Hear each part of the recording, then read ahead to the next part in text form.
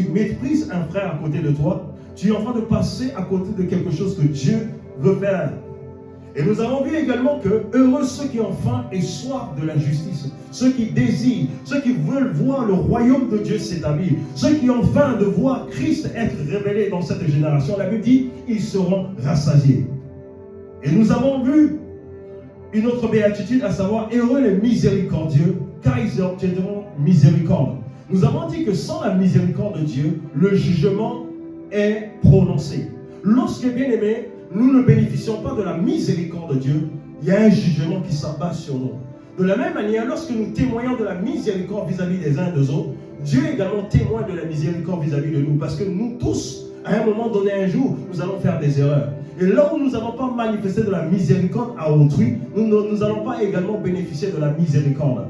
Et nous avons vu également, heureux ceux qui ont le cœur pur, car ils verront Dieu. Et nous avons dit que la pureté du cœur, c'est quelque chose de très important.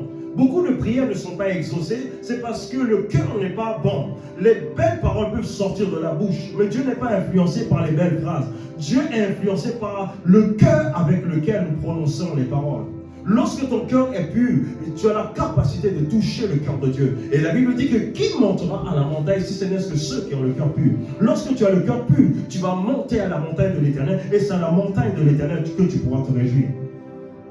Et dimanche dernier, nous avons parlé de heureux ceux qui procurent la paix, car ils seront appelés fils de Dieu. Et nous avons parlé du mot shalom. Le mot shalom, c'est la bénédiction complète. Lorsque tu dis shalom à quelqu'un, tu es en train de lui déclarer une bénédiction complète. Et nous avons vu sur plusieurs phases comment manifester le shalom de Dieu. Et aujourd'hui, nous allons terminer notre série d'enseignements avec la dernière béatitude, à savoir heureux ceux qui sont persécutés pour la justice, car le royaume des cieux est à eux. Alléluia. Nous finissons cette longue série d'enseignements. Mais si vous regardez derrière, vous allez vous rendre compte que derrière ces béatitudes, ce sont des clés que Jésus-Christ donne à son Église en ces temps de la fin pour pouvoir dominer les œuvres des ténèbres. Parce que, bien aimé, ce qui nous fait opérer dans ce monde et dominer les choses dans ce monde, c'est la connaissance. Là où il y a la connaissance, il y a le règne, il y a la domination. Là où il n'y a pas la connaissance, il y a les ténèbres. Alléluia. Heureux ceux qui sont persécutés pour la justice, car le royaume des cieux est à eux. Vous voyez, c'est la partie de l'évangile que beaucoup de personnes n'aiment pas. Tout le monde veut accepter Jésus et tout le monde veut être en paix avec tout le monde. Jésus a dit aussi longtemps que cela dépend de vous, d'être en paix avec tout le monde. Ça, ce n'est pas de cette paix dont je veux parler ici. Mais les gens veulent être en paix avec les valeurs du monde. Tu es chrétien, mais tu te retrouves dans un environnement, tu veux tellement faire plaisir aux gens que tu es obligé de bafouer la justice de Dieu. Bien-aimés, nous ne devons pas jouer avec les œuvres de Dieu. Nous ne devons pas jouer avec Dieu. Bien-aimés, mieux vaut être rejeté par les hommes qu'être rejeté par Dieu. Beaucoup de personnes sont prêtes à pouvoir bénéficier des faveurs de gens au profit de la parole de Dieu. Il dit heureux ceux qui sont persécutés pour la justice. Et je vous ai dit que le mot justice, ça veut dire une condition acceptable devant Dieu. Ça veut dire que lorsque tu désires faire la volonté de Dieu, bien aimé, tu seras persécuté. Là où tout le monde ment, là où tout le monde vole et que toi tu dis la vérité, parce que tu vas gâter leur business et tu seras combattu. Est-ce que, bien aimé, je ne sais pas pour toi, est-ce que tu as décidé d'accepter le fait d'être combattu parce que tu as choisi la justice de Dieu? Est-ce que tu as décidé? Moi j'ai décidé que si je dois être rejeté par les hommes, si je dois être lapidé par les hommes au profit de la justice de Dieu, bien aimé, j'ai choisi la bonne part. Parce que, laissez-moi vous dire, la bénédiction de l'homme est temporaire. La bénédiction de l'homme, elle est changeante. Aujourd'hui, l'homme peut te donner quelque chose. Mais lorsque tu ne vas pas dans son sens, vous allez voir que demain, cette personne va te retirer sa bénédiction. Bien aimé, mieux vaut payer le prix pour Dieu. Mieux vaut payer le prix pour Dieu. Beaucoup de personnes aujourd'hui naissent de nouveau, mais ne veulent pas la souffrance, ne veulent pas la persécution. Mais l'évangile, il y a la croix. Il y a les bénédictions sur la croix, il y a la bénédiction et il y a la souffrance. Jésus ne nous a pas promis un avenir sans combat. Il a dit, vous aurez les tribulations dans le monde, mais prenez garde, j'ai vaincu le monde. Il nous a promis la victoire, mais il ne nous a pas promis qu'on n'aura pas la difficulté. Beaucoup de croyants aujourd'hui repartent dans le monde parce que les fondements ne sont pas bons. Lorsque la persécution vient, les fondements sont ébranlés et cela fait en sorte que les gens qui avaient accepté Jésus, qui avaient cru en Jésus, subitement, ces personnes retournent à leur vomi à cause de la persécution. Et c'est ce que nous voyons aujourd'hui dans l'Église. C'est ce que nous voyons dans ce monde. Vous allez voir des hommes qui ont adoré Dieu à un moment donné repartis dans le monde. Pourquoi? À cause de la persécution, à cause du rejet des hommes. Alléluia. Il dit heureux ceux qui sont persécutés. Et lorsque j'ai étudié le mot persécuté, bien aimé, le synonyme de persécuté, bien aimé, c'est le synonyme de, comment dirais-je, de martyriser. Et le synonyme de persécuter, c'est martyriser. Mais vous convenez avec moi, dans la Bible, dans Acte 1, verset 8, Jésus a dit, vous recevez une puissance et vous serez mes témoins. Et le mot témoin ici, en grec, est appelé martyr. Ça veut dire qu'un témoin, c'est un martyr. Vous convenez avec moi? Vous voyez, je fais le parallèle. Je donne le synonyme du mot, le mot persécuté, qui veut dire également martyriser. Mais dans la Bible, dans Acte 1, verset 8, on dit vous serez mes témoins. Et le mot témoin, ici, est utilisé par le mot grec qui est défini par le fait d'être martyr, des martyrs. Bien aimé, quand tu es un témoin, tu es un martyr. Tu es prêt à perdre ta vie à tout moment. Est-ce que les gens sont prêts à perdre leur vie? Est-ce que vous êtes prêts à perdre votre vie? Jésus a dit que celui qui veut me suivre, il perdra sa vie. Il dit celui qui perdra la vie, la retrouvera. Il dit heureux les persécutés, heureux les martyrs, les véritables témoins. Heureux les véritables témoins, ceux qui sont prêts à perdre leur vie. Est-ce que vous êtes prêts à perdre votre honneur? Est-ce que vous êtes prêts à perdre votre confort? Est-ce que vous êtes prêts à perdre certaines choses pour la cause du royaume? Nous avons tellement de plaisantins aujourd'hui. Oui, si Dieu ne me bénit pas, je lui donne 48 heures. S'il ne me bénit pas, moi je repars dans le monde. Bien-aimés, c'est du gâchis. Heureux ceux qui sont persécutés. Heureux les martyrs. Ceux qui meurent en martyrs. Nous allons voir tout à l'heure dans la Bible, ceux qui sont morts. Il y a des disciples qui ils ont été tués. Bien-aimés, vous allez croire que le Saint-Esprit n'était pas avec eux. Le Saint-Esprit était avec eux, mais ils sont morts. Il y a des gens qui ne mourront pas de la même manière. Il y a des gens qui se feront tuer pour la cause de l'évangile. Il y a des gens, est-ce que vous êtes prêts aujourd'hui à accepter la cause de l'évangile? Est-ce que vous êtes prêts à être des persécutés, à être des martyrs pour le royaume de Dieu? Laissez-moi vous dire que le fait de suivre Jésus, il y a un prix derrière. Il y a une souffrance, une bonne souffrance que nous serons récompensés lorsque nous quitterons la terre. C'est pourquoi, bien aimé, on ne vient pas à Christ juste seulement pour les bénédictions. On vient à Christ parce qu'il est l'auteur de la vie, il est l'essence de toutes choses. Lorsque tu reçois Christ, tu reçois sa coupe également. Tu reçois la souffrance, tu reçois la persécution également. Parce que lorsqu'il était sur la terre, il était persécuté. Lorsqu'il était sur la terre, il était combattu. Tu ne peux pas accepter Jésus et faire comme si tu ne l'avais pas reçu. Bien-aimé, le temps est venu que les gens puissent comprendre que le fait d'être en Christ, tu seras dans la souffrance.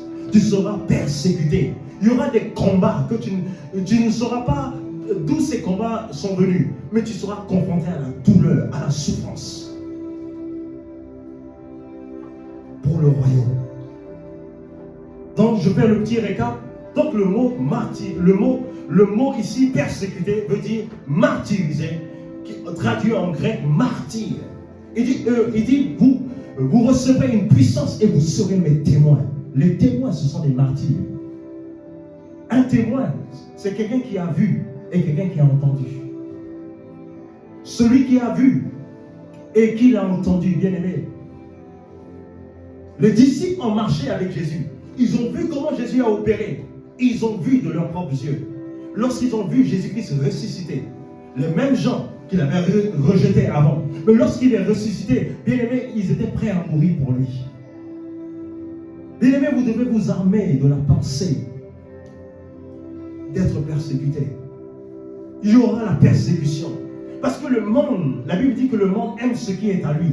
Lorsque vous n'êtes pas conforme au monde, vous serez persécuté. Et il y a plusieurs formes de persécution que nous allons voir tout à l'heure. Il y a plusieurs formes de persécution. Mais bien aimé, le but derrière chaque persécution, c'est de nous amener à régner la foi. Derrière chaque persécution que vous allez endurer, le but de Satan derrière chaque persécution, c'est dans le but de vous amener à renier la foi. C'est subtil, hein? Mais c'est le but derrière, le but ultime. Je lis un livre de Watchman Nee, quelqu'un qui m'a vraiment impacté dans ses écrits. Bien aimé, c'était vraiment un homme que Dieu a utilisé puissamment en Chine.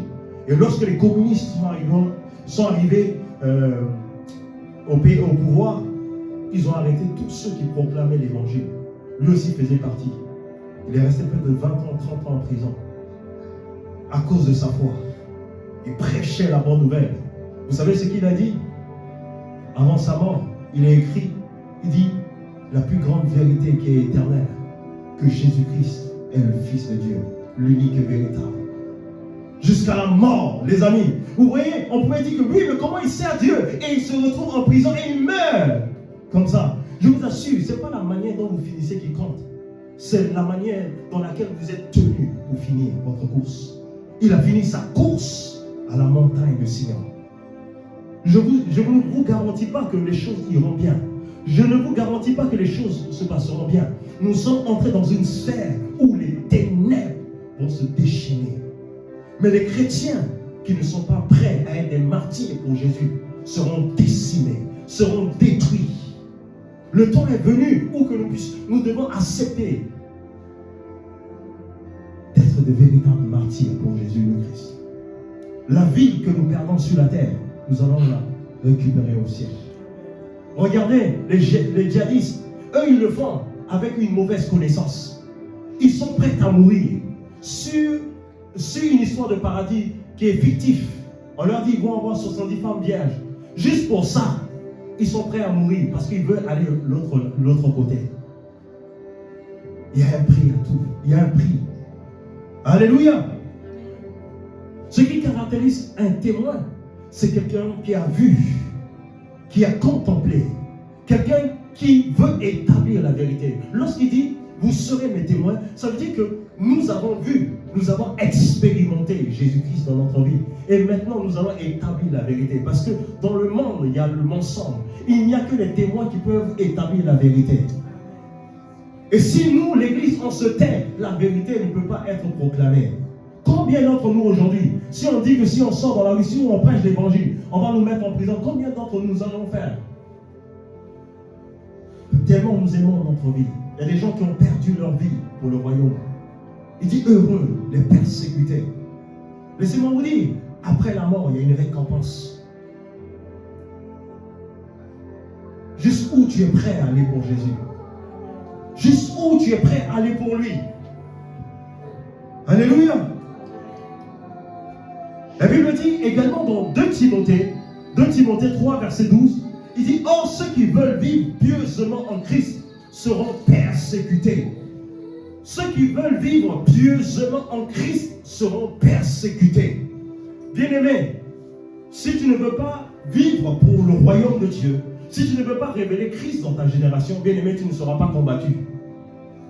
Mais la Bible dit, ceux qui veulent vivre pieusement, conformément à la parole de Dieu, conformément à la loi du royaume, conformément aux pensées de Dieu, bien-aimé, tu seras persécuté. Parce que le monde est entre les mains de Satan. Le monde te combattra. Le monde t'amènera à faire des choses que tu n'as pas pensé faire. Pourquoi? Parce que le but du monde, c'est de t'amener à régner la foi. Derrière chaque chose que vous voyez, le but ultime de Satan, c'est de nous amener à renier la foi.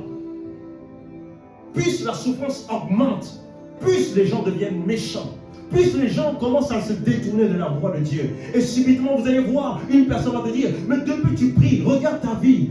Regarde comment les gens ont pris d'autres chemins et ces personnes sont parvenues. Mais regarde toi, depuis des années, tu restes là. Bien aimé, c'est une forme de persécution également. Vous savez ça? lorsque tu es ferme dans ta foi, et il y a quelqu'un qui vient te dire, ah, mais tout le monde fait ça pour avoir ça, mais pourquoi tu ne veux pas faire? Tu vas rester là à ce niveau-là. Si tu ne fais pas, tu ne vas pas passer à une autre étape. C'est une persécution. La persécution a plusieurs formes. Le but derrière chaque persécution, c'est de nous amener à renier les principes de Dieu. Et ce qui fait de nous ce que nous sommes, c'est les fondements de Dieu. Lorsque les fondements de Dieu sont ébranlés, c'est fini. La Bible dit, si les fondements du juste sont ébranlés, que fera le juste? Notre vie doit être établie sur un fondement palpable et tangible. Alléluia. Donc, vous voyez que l'apôtre Paul dit, tous ceux qui veulent vivre, je ne sais pas pour toi, si tu as besoin, si tu veux vivre ta vie comme tu veux, bien aimé, ce sera ton problème. Mais nous, on a décidé de vivre comme Jésus a vécu sur terre. De vivre la réalité de Dieu, de vivre comme Christ a vécu. C'est-à-dire que nous devons vivre ça, la même vie qu'il a menée, nous devons la mener également. Et si nous avons décidé de mener cette vie, nous serons confrontés au challenge, nous serons confrontés à la persécution. Beaucoup de personnes ne veulent pas s'affirmer. Pourquoi? Parce qu'elles veulent plaire au monde. On ne peut pas plaire à Dieu en même temps plaire au monde. Il n'y a pas de dualité. Alléluia. Nous allons voir quelques manifestations de la persécution. Quelques manifestations de la persécution. Jean, je fais le récap. Donc, je vous dis ici que lorsqu'on parle de persécuter, le synonyme en français, c'est le mot martyriser. Et lorsque nous lisons dans Acte 1, verset 8, la Bible dit que vous recevez le Saint-Esprit et vous serez mes témoins. Et le mot témoin est traduit en grec comme martyr. Donc, on parle de martyriser. Les martyrs, les témoins sont des martyrs qui sont prêts à perdre leur vie pour ça. Et ici, nous allons voir les manifestations de la persécution. La première chose que nous pouvons relever dans la manifestation de la persécution, c'est le fait d'être forcé à blasphémer. Le fait d'être forcé à blasphémer. Je m'en vais vous expliquer cela. Je vais lire un passage d'abord, et ensuite nous allons lire deux textes. Le premier texte, c'est dans le livre de Actes 26, verset 11. Et après, nous allons lire le livre de Daniel. Actes 26, verset 11. Je lis la parole. Je les ai souvent châtiés, c'est l'apôtre Paul qui parle. Je les ai souvent châtiés dans toutes les synagogues et je les forçais à blasphémer dans mes excès de fureur contre eux. Et je les persécutais même jusqu'à dans les villes étrangères. C'est l'apôtre Paul. L'apôtre Paul, c'était un homme versé dans la loi, versé dans les traditions de ses pères. Et il persécutait l'église de Jésus-Christ. Il persécutait dans le but que les gens puissent se blasphémer. Bien aimé, vous allez voir, vous allez être dans un endroit, il y a certaines personnes qui connaissent votre engagement vis-à-vis de Dieu. Mais ces personnes vont utiliser des méthodes dans le but de vous amener à blasphémer. Le fait de pouvoir vous amener à blasphémer le nom de votre Dieu, cela révèle que cette personne est en train de vous persécuter. Je vous ai dit en introduction que le but derrière la persécution, c'est de nous amener à régner Dieu. Et lorsqu'il utilise une autre stratégie qu'on appelle le blasphème, il te pousse à blasphémer le nom de Dieu. L'apôtre Paul dit ici que je les ai souvent châtiés dans toutes les synagogues. Je les forçais à blasphémer. Il y a des gens que Satan va utiliser les méthodes pour vous blasphémer. Vous blasphémez le nom de Dieu dans votre vie. Un exemple. Quelqu'un qui croyait véritablement en Dieu et subitement, il tombe sur un ami qui n'est pas bien, qui l'amène chez les féticheurs. Et maintenant, il croit que le féticheur peut solutionner son problème. Il prête allégeance aux esprits qui opèrent derrière le féticheur.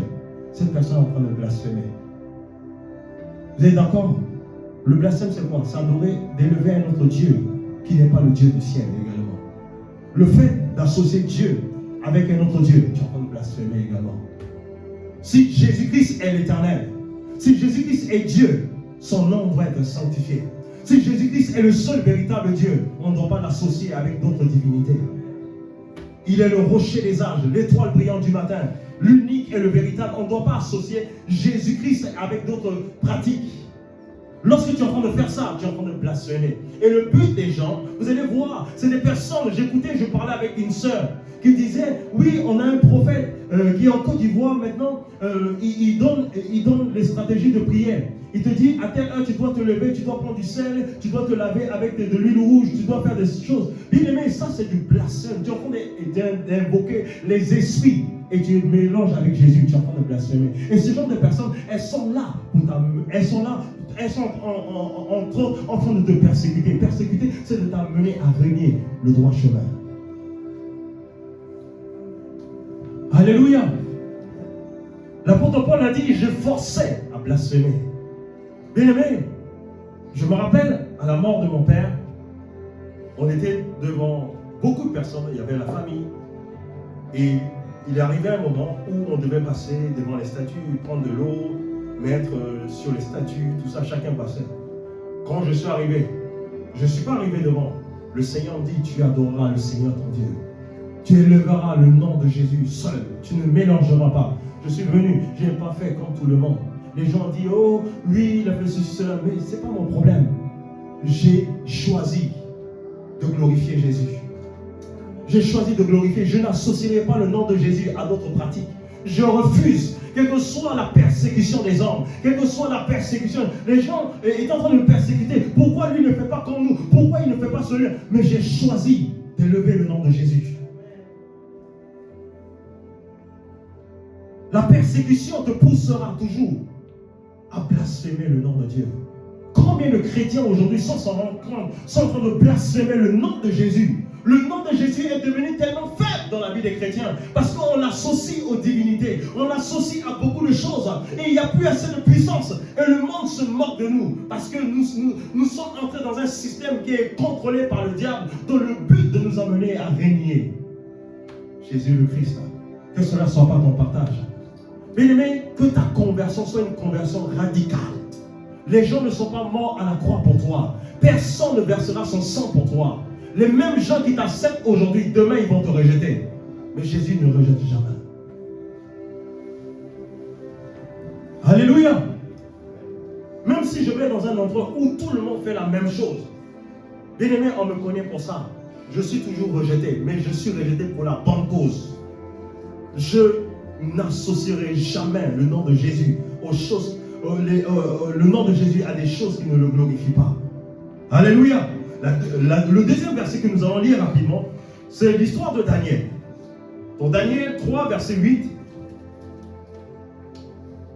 à 16. Je vais parler un peu. En fait, c'est que les gens persécutaient Daniel. Ils cherchaient à tous les moyens pour pouvoir nuire à sa vie.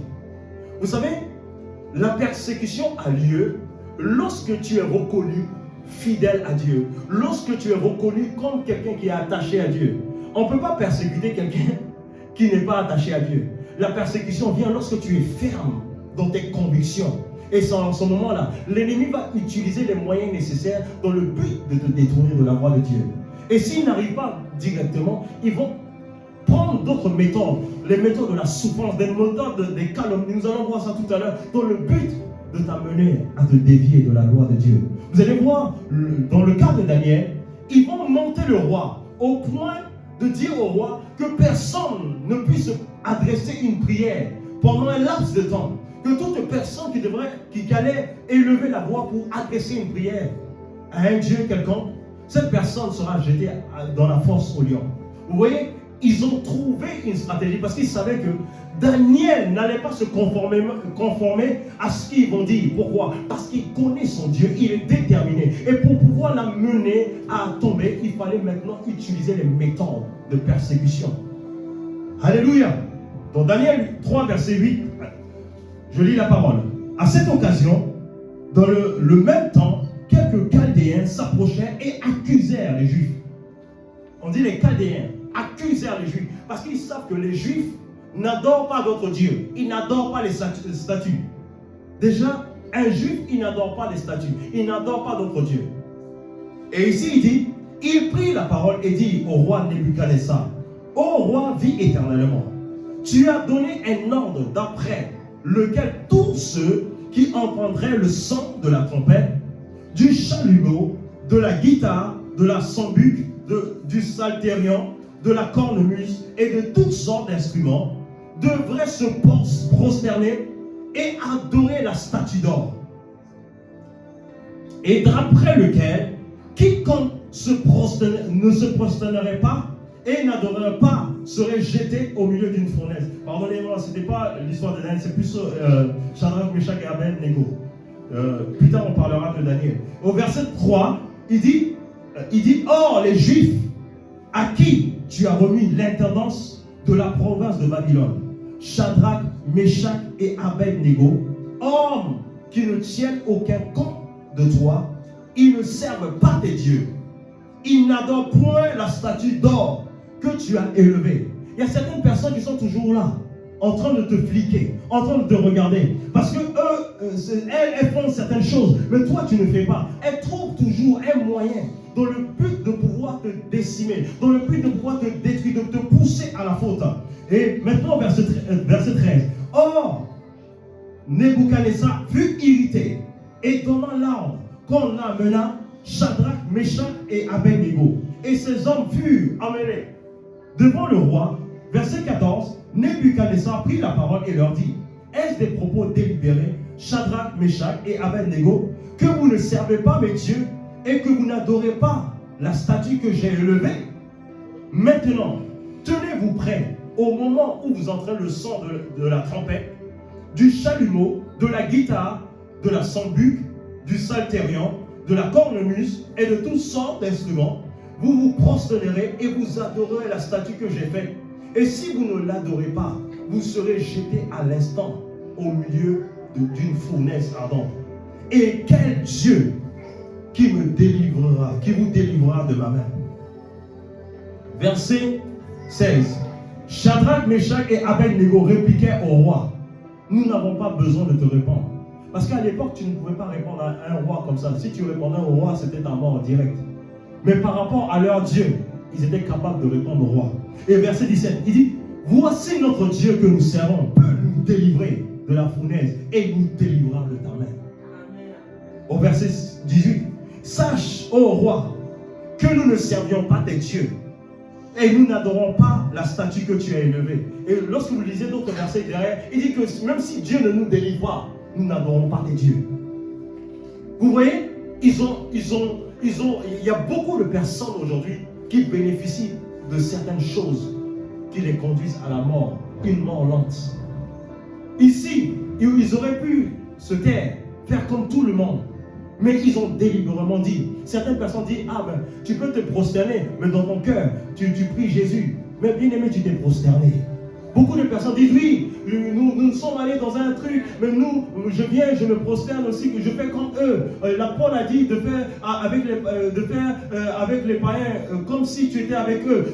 Certaines personnes traînent ce langage-là également. Et quelqu'un peut dire, mais ça ne sert à rien, tu peux juste te prosterner, et lorsqu'ils vont faire, toi tu pries Jésus. Mais bien aimé, tu t'es prosterné. Et si tu t'es prosterné, c'est fini. Mais ils ont dit, nous ne servirons pas tes dieux. Ils ont préféré la mort que de servir d'autres dieux. Amen. Alléluia. Amen. Ils ont préféré servir Dieu. Parce que le but derrière, vous savez, quel était le but derrière? C'est de les pousser à blasphémer. Parce que ceux qui sont allés dire ça au roi, parce qu'ils connaissent les Juifs, ils connaissent leur loi, ils savent qu'eux, ils n'adorent pas d'autres dieux. Donc c'est dans le but de les amener à blasphémer. Vous voyez? Et ils ont utilisé cette stratégie. Mais il va dire, mais si Dieu ne nous délivre pas, bien aimé, s'il ne nous délivre pas, nous n'adorons pas tes dieux. Est-ce que vous êtes prêts à adorer votre Dieu? Est-ce que vous êtes prêts à être rejetés, à être jetés dans la fournaise au profit de la volonté de Dieu?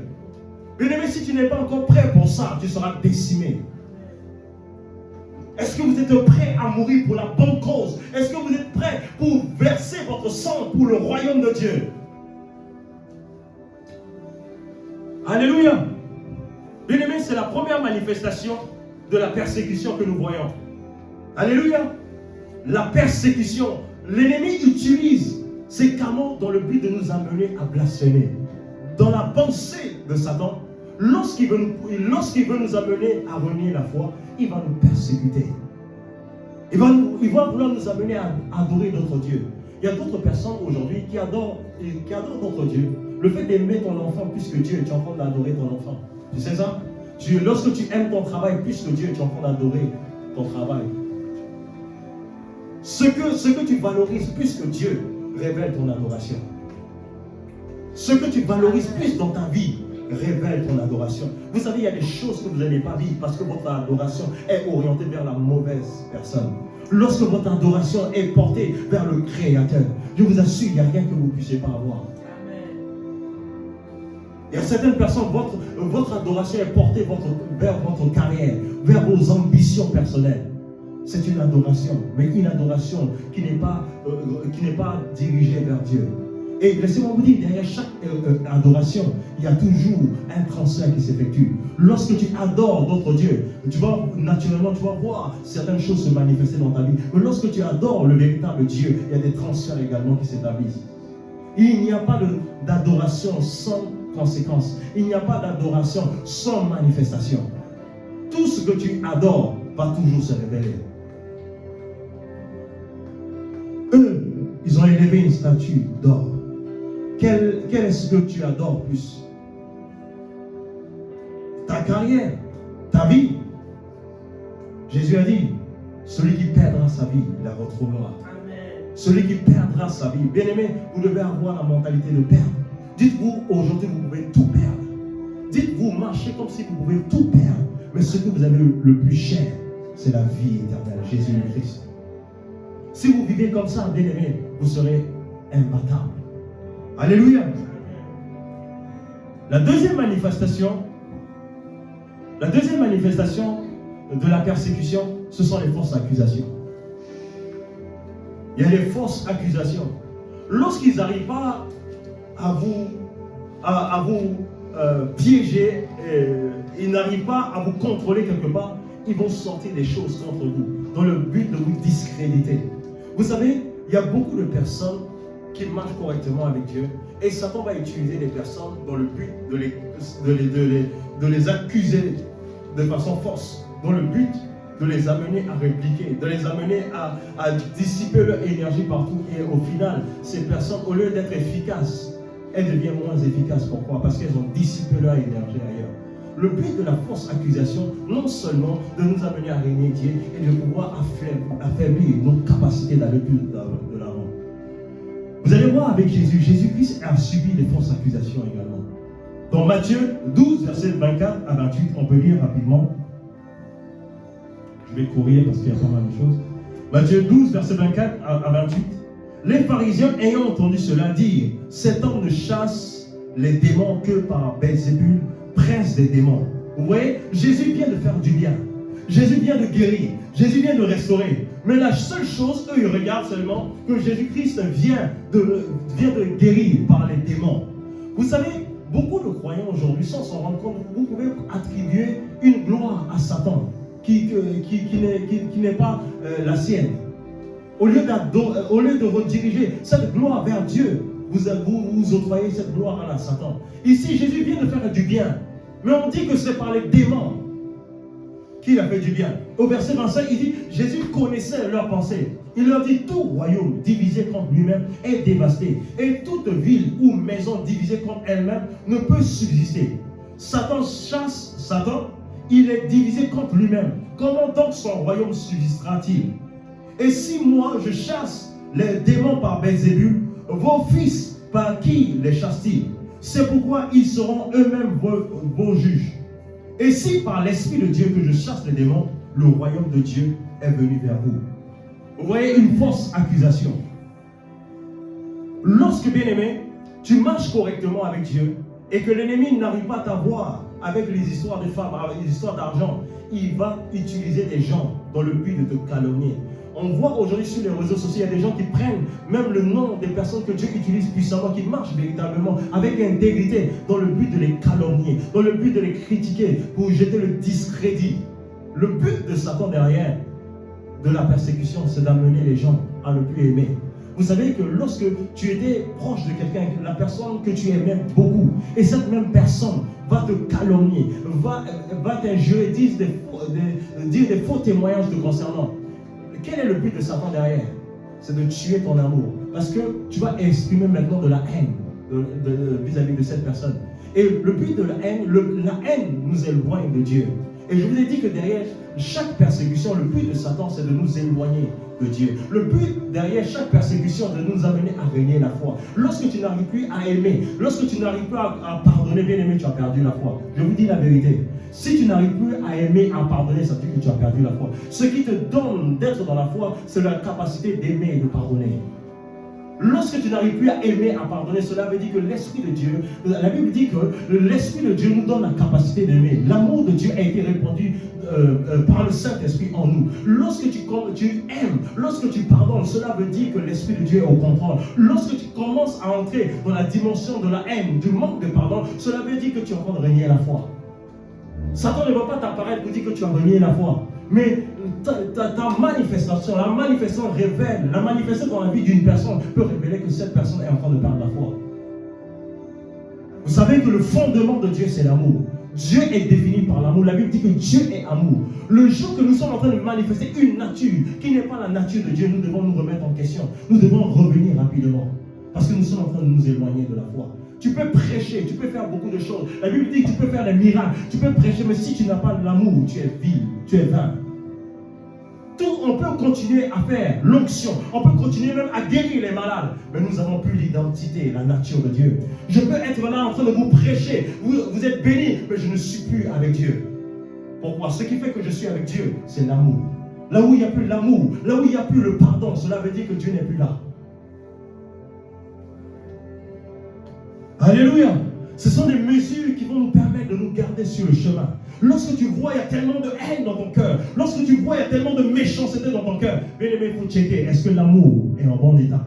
Souvenez-vous, la Bible dit que lorsque l'iniquité sera accrue, l'amour d'un plus grand nombre se refroidira. Le but de Satan, c'est de refroidir l'amour. Lorsque ton amour est refroidi, il n'y a plus des actions dirigées par l'amour.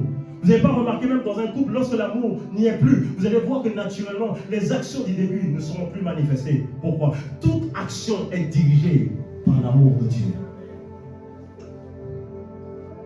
Alléluia. Bien-aimé, tu dois checker. Parce que derrière les fausses accusations, c'est de te voler l'amour. Parce que tu vas développer la haine vis-à-vis des gens. Moi, je marche bien avec Dieu. Comment cette personne peut inventer des choses derrière moi? Et naturellement, la haine va commencer à monter dans ton cœur. Et tu voudras répondre. Est-ce que, je vous pose la question, lorsque Jésus-Christ a été accusé faussement, est-ce que vous avez vu Jésus faire une conférence pour se défendre? Jésus ne s'est jamais défendu. Pourquoi? Parce qu'il sait, s'il commence à se défendre, le poison des êtres humains va commencer à entrer dans le cœur. Lorsqu'on te calomnie et tu commences à répandre, bien aimé, à un moment donné, le poison commence à entrer dans ton cœur. Et je vous le dis derrière, chaque persécution, le but de Satan, c'est de nous amener à régner la foi. Quand je dis régner la foi, bien aimé, ce n'est pas le fait de venir à l'église que nous sommes dans la foi. La foi, c'est lorsque nous manifestons le caractère de Dieu, que nous commençons à aimer, nous commençons à prier pour ceux qui nous persécutent. Lorsque nous commençons à vivre comme Jésus veut, c'est ça la foi. La foi, c'est pas venir à l'église. La foi, c'est pas jeûner. La foi, c'est pas de prier. La foi, c'est de manifester le caractère de Dieu. Et la Bible dit que lorsque le Fils de l'homme reviendra, trouvera-t-il la foi? Et la foi ici veut dire le caractère de Dieu. Ne vous méprenez pas. Ne vous trompez pas Dieu, les amis. C'est pas parce que vous priez que cela révèle que vous êtes dans la foi. Vous êtes dans la foi lorsque vous manifestez la vie de Dieu.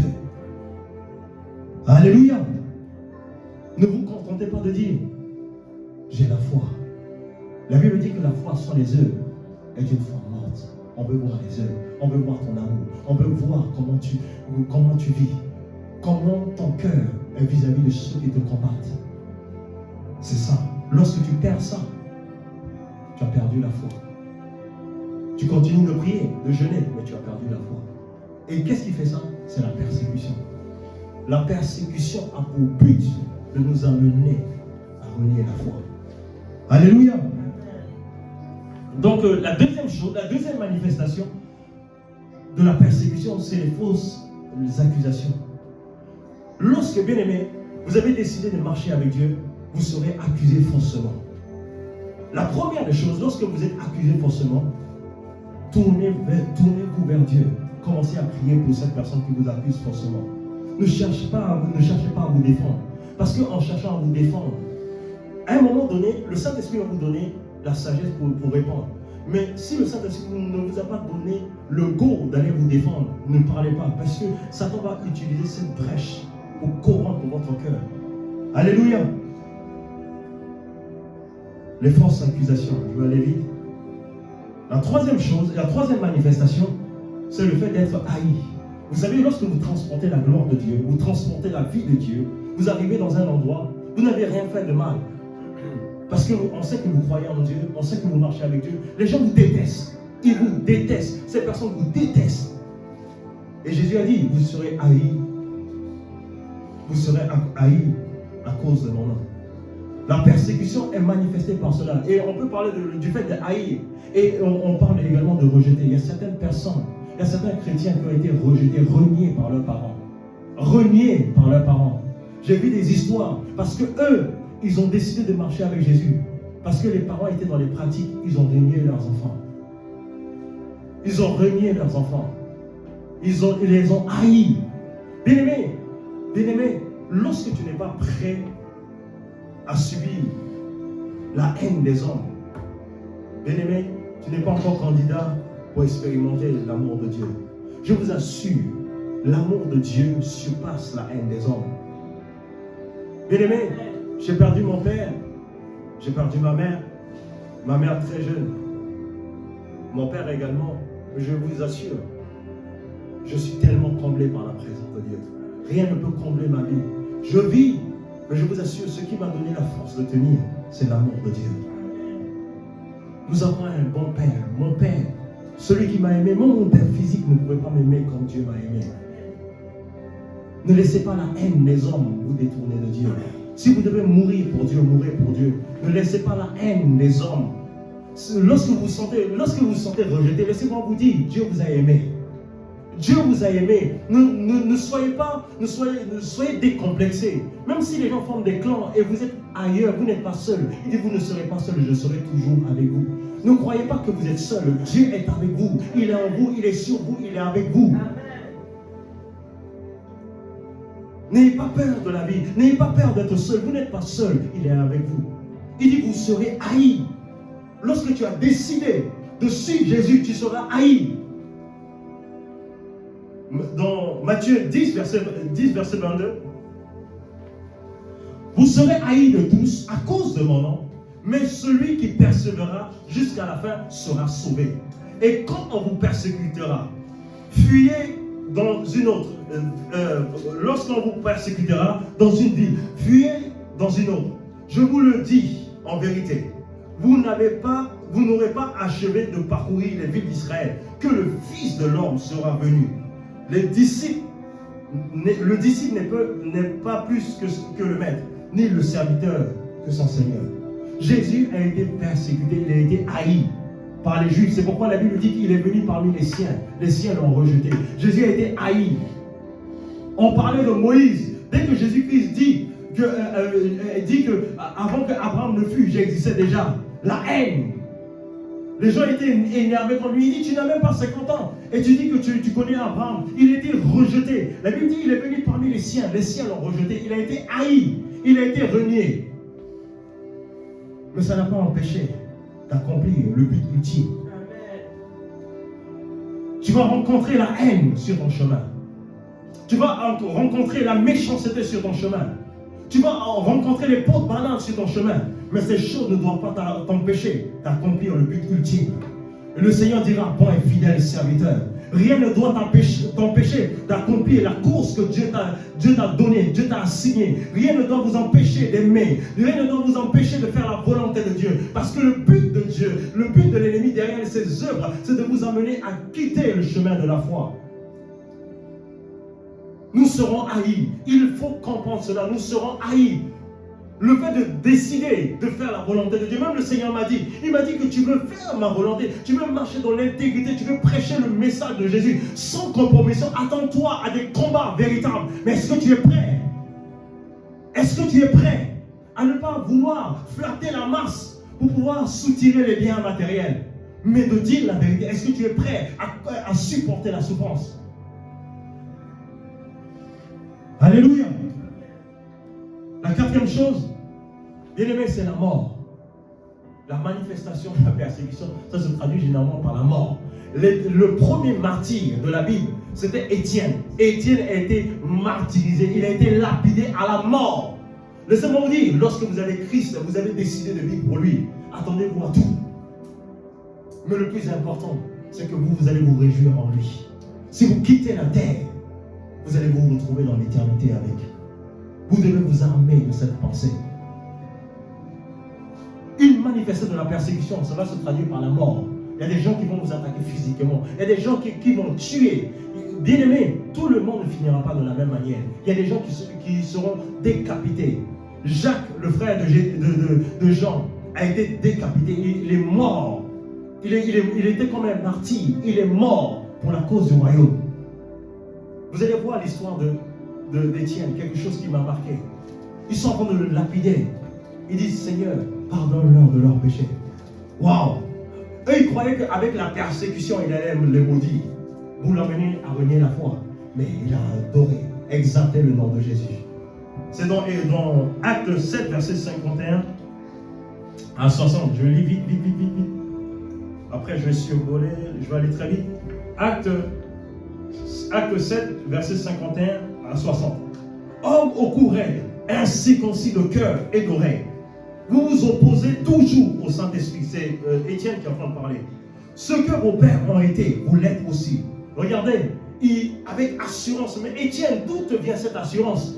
Les gens veulent te tuer, mais il n'est pas dans la compromission. Verset 52. Lequel des prophètes de vos pères, n'ont-ils pas persécuté? Ils ont tué ceux qui annonçaient d'avance la venue du juste.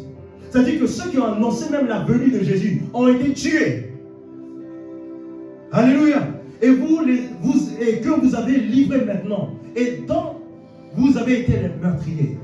Vous qui avez reçu la loi d'après les commandements des anges, qui ne l'avaient point gardée. En entendant ces paroles, ils étaient furieux dans leur cœur. Ils grinçaient des dents contre lui. Vous savez que lorsque vous êtes ferme dans votre conviction avec Dieu, cela peut susciter le désir de meurtre, le désir de destruction à votre égard. Verset 55. Étienne, rempli du Saint-Esprit, fixant les yeux vers le ciel, et vit la gloire de Dieu, et Jésus debout à la droite de Dieu. Wow, c'est tellement merveilleux. Vous savez, lorsque vous avez vu la gloire de Dieu, vous n'avez plus peur de la mort. C'est ce que nous allons voir. Lorsque tu as rencontré le Messie, le Shiloh, la Bible dit qu'il a ouvert les yeux. Il voyait Jésus debout à la droite. Jésus glorifié. Jésus exalté. Lorsque vous voyez, vous avez cette image, vous avez la capacité d'endurer la souffrance sur la terre. Verset 57. Ils poussaient alors des grands cris, se bouchant les oreilles. Ils se précipitèrent tous ensemble sur lui. Ils le traînèrent hors de la ville et le lapidèrent. Les témoins disposèrent de leurs vêtements aux pieds d'un jeune homme appelé Saül. Ils lapidaient Étienne, qui priait et disait, Seigneur, reçois mon esprit. Vous voyez la différence entre les gens du monde et nous les chrétiens? Ça dit que le chrétien, il meurt physiquement, mais ici, on dit, il rend l'esprit. Mais quand tu es né de nouveau, on peut dire qu'il est mort physiquement, mais spirituellement parlant, tu as rendu l'esprit. Il dit, Père, je te remets mon esprit. Et c'est ce que Jésus, lorsque Jésus-Christ était sur la croix, lorsque Jésus-Christ était en train de mourir, il dit, Père, je te remets mon esprit. Ça veut dire, mon esprit, ton esprit qui était en moi, il repart à toi. C'est ça la vie éternelle. Alléluia. Il dit, rendis l'esprit. Certes, on a vu qu'il est mort physiquement, mais Étienne a dit, Père, je te remets mon esprit.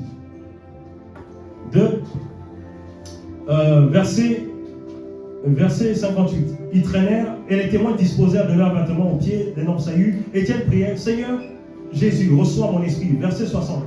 Il dit, puis s'étant mis à genoux, il s'écria d'une voix forte, Seigneur, ne leur impute pas ce péché. Après ces paroles, il fait quoi? Il s'endormit. C'est-à-dire que nous les chrétiens, on ne meurt pas, mais on s'endort. Alléluia. C'est pourquoi, lorsque vous allez au funérail d'un chrétien qui est né de nouveau, qui a rencontré Jésus, certes, il y a la tristesse, mais c'est la joie. Il s'est endormi dans la félicité céleste.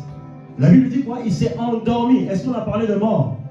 On a dit il s'est endormi. Il dit, Père, je te remets mon esprit. Ça dit que son esprit est parti. Et la Bible dit quoi? Il s'est endormi. Alléluia. Je vais finir avec quelques pensées.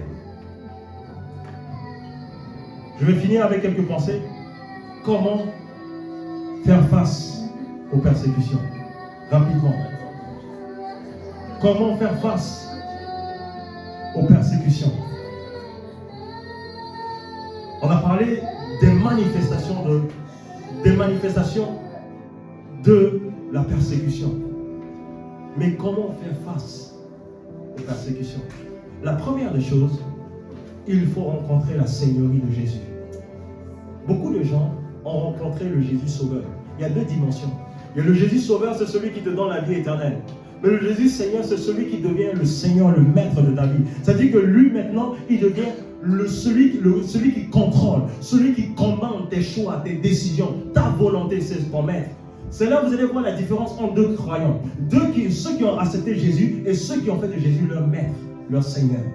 Lorsque tu n'as pas rencontré la Seigneurie de Jésus, bien-aimé, lorsque tu seras persécuté, tu vas abandonner Jésus.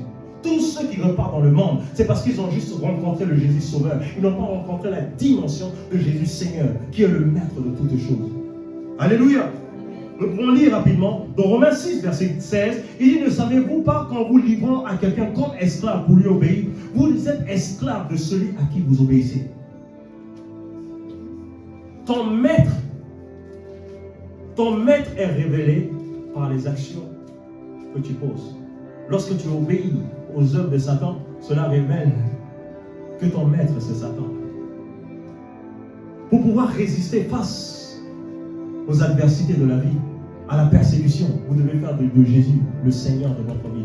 Pas seulement votre Sauveur, le Seigneur, le Maître. C'est-à-dire que ta vie ne t'appartient plus. Tu veux te marier dans tes choix, dans toute ta vie, tu mets ta vie entre ses mains. Il devient le centre de ta vie. S'il ne parle pas, tu ne fais rien. S'il n'a pas dit ah, tu ne dis rien. C'est-à-dire qu'il devient le maître, le commandant en chef. Lorsque tu arrives à ce stade et que celui qui te pilote, bien-aimé, lorsque tu seras persécuté, quels que soient les combats, tu ne seras pas ébranlé. Vous avez vu le cas d'Étienne. Étienne, on le lapidait. Bien-aimé, je vous assure, je peux vous donner, il y a une révélation derrière. Vous voyez, Étienne, il a eu le temps de prier. Montrez-moi quelqu'un qui sont en train de lapider. Il ne va pas dire, oh c'est cool, venez me libérer. Si vous sortez tout de suite, on lapide quelqu'un, on est en train de le lapider. Vous allez voir comment la personne va commencer à crier. Venez m'aider. Mais il a le temps de faire des petites prières. Père, je te remets mon esprit. C'est-à-dire que la douleur physique n'est plus d'actualité. Alléluia. La douleur physique n'a plus d'actualité. Son corps ne sent plus la douleur. Lorsque vous avez fait de Jésus-Christ le Seigneur de votre vie, votre corps ne vous domine plus.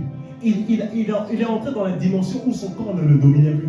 Vous savez que lorsque Jésus-Christ était sur la terre, il pouvait être fatigué. Il ne pouvait pas être partout à la fois parce que son corps physique le limitait. Mais lorsqu'il est ressuscité, il pouvait apparaître partout. Parce que, bien aimé, il est entré dans la dimension où ce n'est plus le corps qui le dirige, mais c'est l'esprit qui contrôle. Alléluia. Étienne n'a pas su, il n'a pas senti les coups. Imaginez-vous, on est en train de te lapider et toi tu prends la peine de prier. Oh! Quelle est cette révélation? C'est parce qu'il a rencontré le Seigneur. Tant que tu n'as pas rencontré le Seigneur, bien aimé, il y a des coups de la vie que tu vas sentir. Il y a des coups de la vie que tu vas sentir. Parce que lorsque tu sais qu'il est le Seigneur de toutes choses, le Seigneur de toutes choses, bien aimé, tu es dans le repos. Il a pris le temps de faire ses prières. Et la Bible dit qu'il s'est endormi.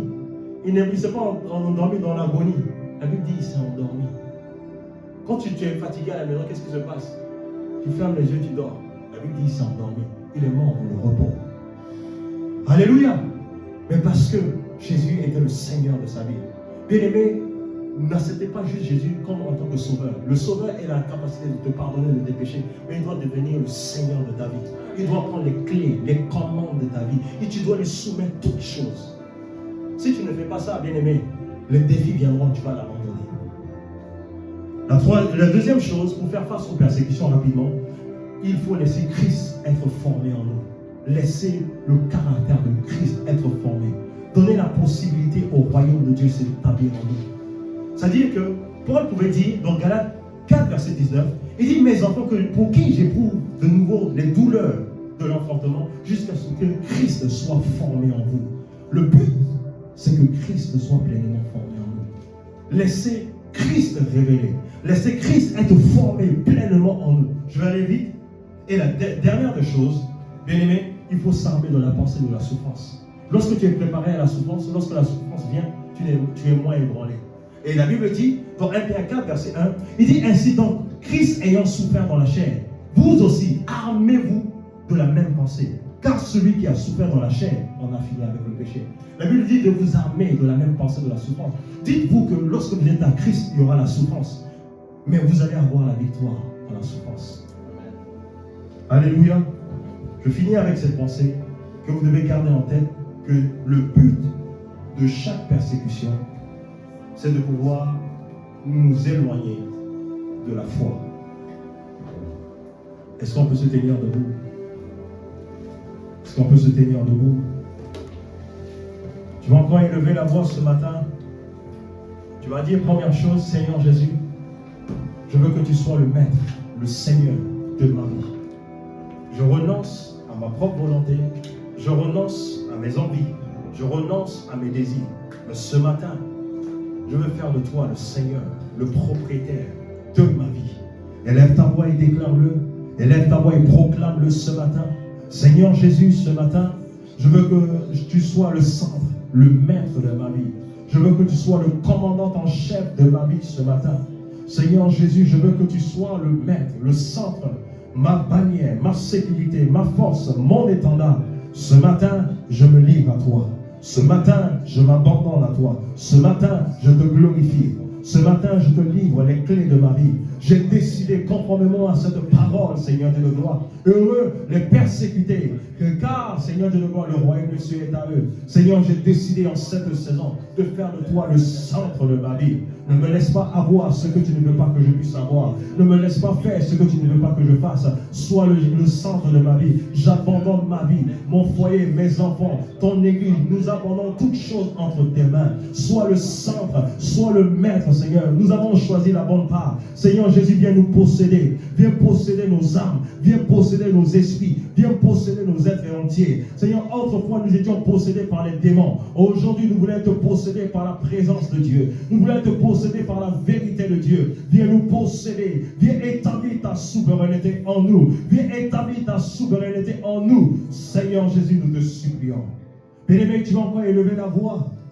Tu vas demander pardon à Dieu pour toutes les fois où tu as fléchi genou devant les idoles de ta vie. Peut-être tu as dit, je me suis prosterné, mais dans mon cœur, j'ai levé le nom de Jésus. Mais tu t'es quand même prosterné. Le diable a dit à Jésus, si tu te prosternes et tu m'adores, je te donnerai les richesses. Bien-aimé, tu peux te prosterner et te dire dans ton cœur, oui, j'adore Dieu, mais le fait de prosterner, cela prend déjà ton allégeance. Tu vas demander pardon à Dieu pour toutes les fois où tu t'es abaissé, pour toutes les fois où tu as fléchi genoux devant les choses de ce monde, là où tu t'es corrompu. Tu vas demander pardon à Dieu. Tu vas demander la miséricorde de Dieu, de façon inconsciente ou consciente. Élève ta voix et demande la miséricorde de Dieu. Seigneur Dieu de gloire, ce matin, je te demande pardon. Pardonne-moi pour toutes les fois où, Seigneur Dieu de gloire, je me suis compromis. Où, Seigneur Dieu de gloire, dans mon cœur, Seigneur, je me suis agenouillé, Seigneur. Et dans mon cœur, Seigneur Dieu de gloire, j'ai prêté allégeance. Je te demande de me pardonner. Là où j'ai aimé le travail plus que toi. Là où j'ai aimé mes enfants plus que toi. Là où j'ai aimé ton œuvre plus que toi. Là où je me suis prosterné, Seigneur. Je te demande pardon. Je te demande pardon ce matin. Seigneur, pardonne-moi. Je me répands et je plaide le mérite de sang de Jésus. Aide-moi ce matin. Dans le nom puissant de Jésus. Dans le nom puissant de Jésus. Palus sabrando kobalakatea. Jalabrando kobalakatoma sandake bahara.